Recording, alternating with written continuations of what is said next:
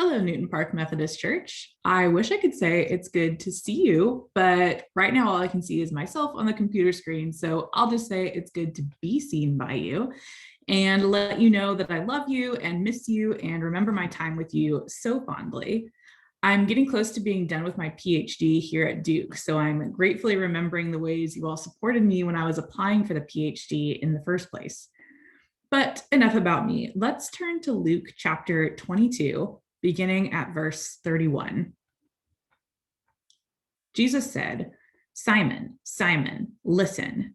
Satan has demanded to sift all of you like wheat, but I have prayed for you that your own faith may not fail, and you, when once you have turned back, strengthen your brothers."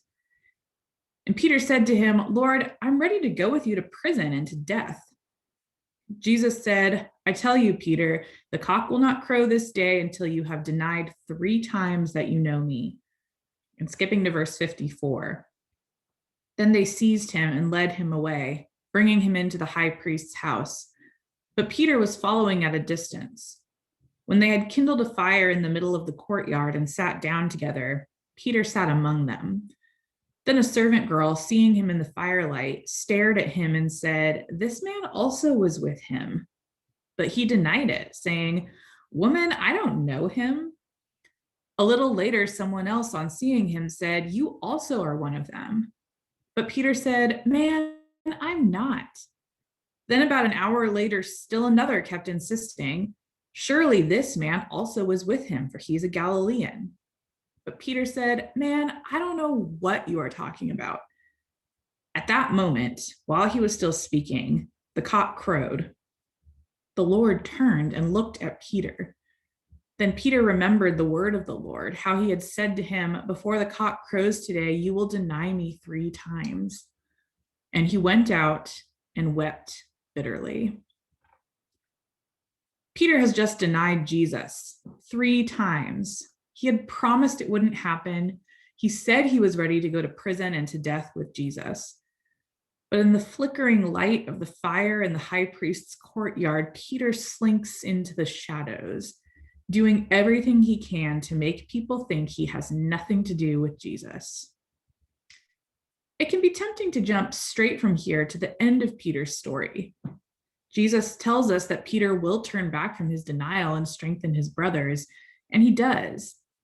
At the end of the Gospel of Luke, Peter will be the only one of Jesus's disciples to immediately believe the women who witnessed his resurrection. And then in the book of Acts, Peter will fearlessly lead the early church and preach to anyone who will listen about the good news of Jesus Christ. But Peter is not this fearless leader during Holy Week.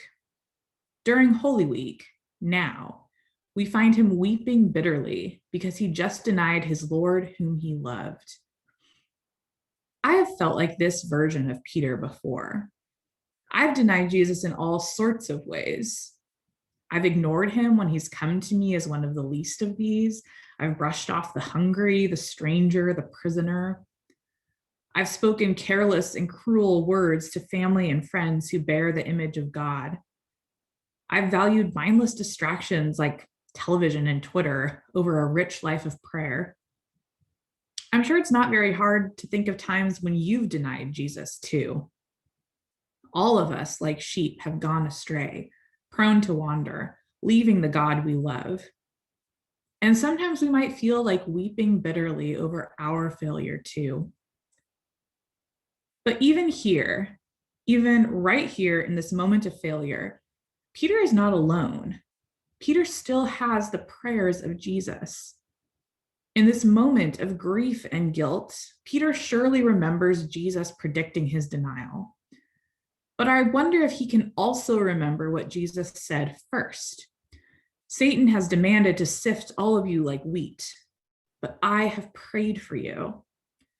Peter has turned his back on Jesus, but Jesus hasn't turned his back on Peter. Jesus knew exactly what Peter would do, and still he prayed for him. The book of Romans tells us that Jesus is still praying for all of us, interceding for us at the right hand of the Father. And it tells us something more. Because Jesus is praying for us, nothing can separate us from the love of God. not death, not life, not angels nor rulers, not things present nor things to come, not powers, not height, not depth, not anything else in all creation. I have to believe that anything else in all creation includes my own sin, my own tendencies to deny Jesus. Jesus prayed for Peter. He prays for us too, even when we turn our backs on him over and over again. This is good news for Peter and good news for us. Thanks be to God.